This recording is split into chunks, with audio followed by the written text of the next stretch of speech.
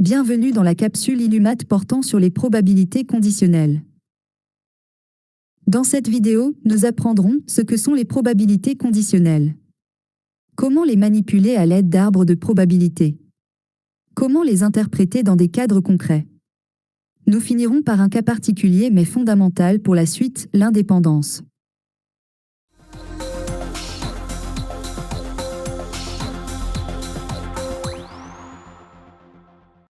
Commençons dans un cadre abstrait. On se place dans le cas d'une expérience aléatoire et on considère deux événements quelconques, A et B. La question qui va nous mener à la création de probabilités conditionnelles est la suivante. Comment évolue la probabilité de l'événement A si on sait par avance que l'on a réalisé l'événement B? Par exemple, imaginez que vous tirez une carte dans un jeu classique sans joker. Vous avez basiquement une chance sur 52 de piocher l'as de cœur.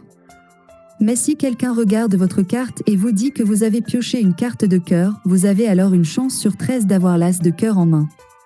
De la même façon, si on vous dit que vous avez tiré un as, il reste une chance sur 4 que cet as soit celui que vous recherchez. Lorsque l'on étudie les probabilités conditionnelles, on cherche à se projeter dans une situation où on obtiendrait des informations au fur et à mesure de l'expérience aléatoire. Voyons comment se traduit ce raisonnement du point de vue des mathématiques. Soit donc A et B deux événements. Pour que notre question ait un sens, il faut que l'événement B soit réalisable. La probabilité associée sera donc non nulle. On appelle probabilité conditionnelle de A, sachant B, la probabilité donnée par le quotient de la probabilité de l'intersection de A et B sur la probabilité de B. On note cette probabilité P de A avec un B en indice, afin de rappeler que sa place est en bas de la fraction qui définit la probabilité conditionnelle. Vérifions que cette définition correspond à notre observation dans le cas du tirage de cartes dont nous avons parlé en introduction. L'événement A désigne le fait de piocher l'as de cœur. L'événement B désignera le fait de piocher une carte de cœur quelconque.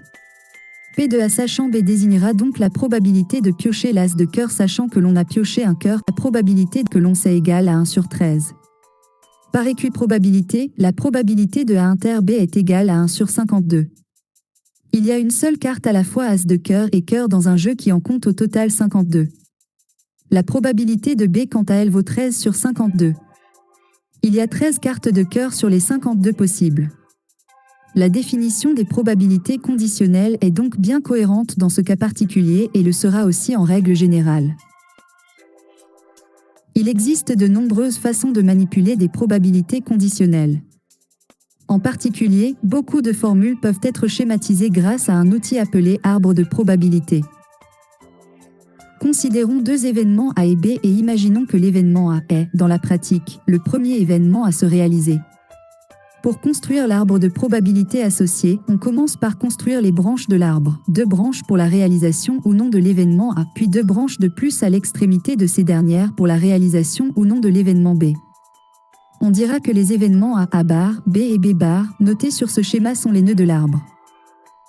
On va associer à chaque branche une probabilité selon le modèle suivant. En partant de la gauche, on donne la probabilité de l'événement en bout de branche, conditionnée par l'intersection des événements placés avant la branche. Pour les branches les plus à gauche, on obtient les probabilités simples, P de A et P de A bar, car aucun événement ne se trouve avant ou dans l'arbre. Pour les branches suivantes, on obtient des probabilités conditionnelles. P de B sachant A, P de B bar sachant A, P de B sachant A bar et P de B bar sachant A bar. La même probabilité n'apparaît donc jamais 2 fois sur l'arbre. Avec les arbres de probabilité viennent un certain nombre de règles permettant de visualiser rapidement certaines formules. Tout d'abord, la règle de la somme. Si on additionne les probabilités des branches issues d'un même nœud, on doit toujours trouver 1. Pour P de A et P de A bar, ce constat est immédiat. Il l'est en revanche moins pour les branches auxquelles sont associées des probabilités conditionnelles. Si l'on somme les probabilités P de B, sachant A et P de B bar sachant A, on se retrouve avec 2 fractions de même dénominateur. La difficulté est alors de montrer que la somme se trouvant au numérateur est bien égale à P de A. Pour cela, faisons un schéma présentant les événements A et B. On noircit l'événement A inter B, puis l'événement A inter B bar. 2 constats s'offrent alors, ces deux événements sont disjoints. Et leur union est simplement l'événement A. On utilise l'égalité permettant d'écrire la probabilité d'une union d'événements et cela nous permet de conclure. On procède exactement de la même façon pour vérifier la règle de la somme sur la dernière paire de branches.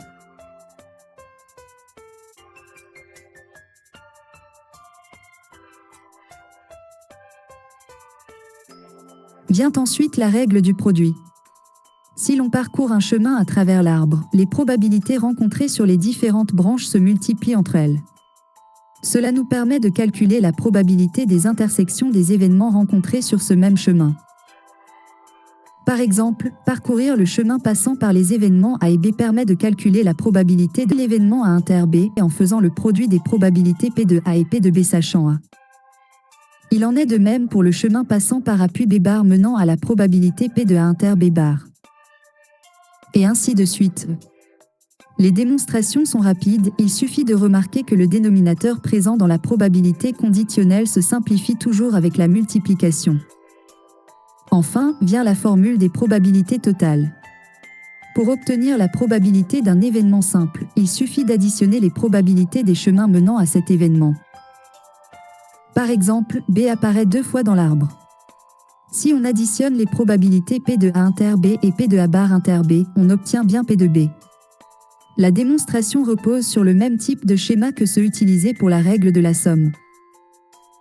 On pourrait faire la même démonstration pour P de B bar et même plus trivialement pour P de A. Jusque-là nous avons étudié le cas où l'événement A intervient avant l'événement B.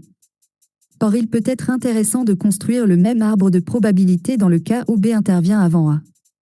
C'est ce que l'on appelle une inversion de conditionnement. Grâce à la règle du produit et à la formule des probabilités totales, nous sommes capables de calculer P de B. On complète la première paire de branches en appliquant la règle de la somme. On connaît la probabilité de l'intersection de A et B et P de B. On peut donc, par l'application de la définition de probabilité conditionnelle, calculer P de A sachant B. Il est également possible d'utiliser la formule de Bayes qui lie les probabilités présentes sur l'arbre initial. On peut faire de même pour calculer P de A sachant B bar. Et enfin compléter le nouvel arbre grâce à la règle de la somme.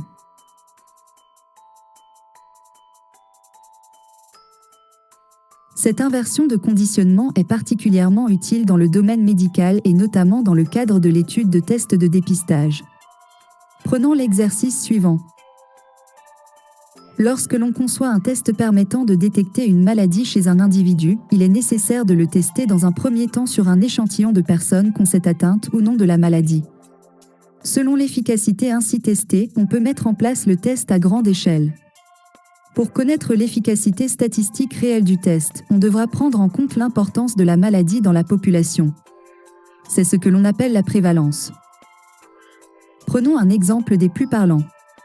On considère un test dont les résultats en laboratoire sont les suivants. 99% des malades testés sont testés positifs à la maladie. D'un autre côté, 95% des non-malades sont testés négatifs à la maladie. Avec ces simples tests, on peut estimer que le test est très efficace.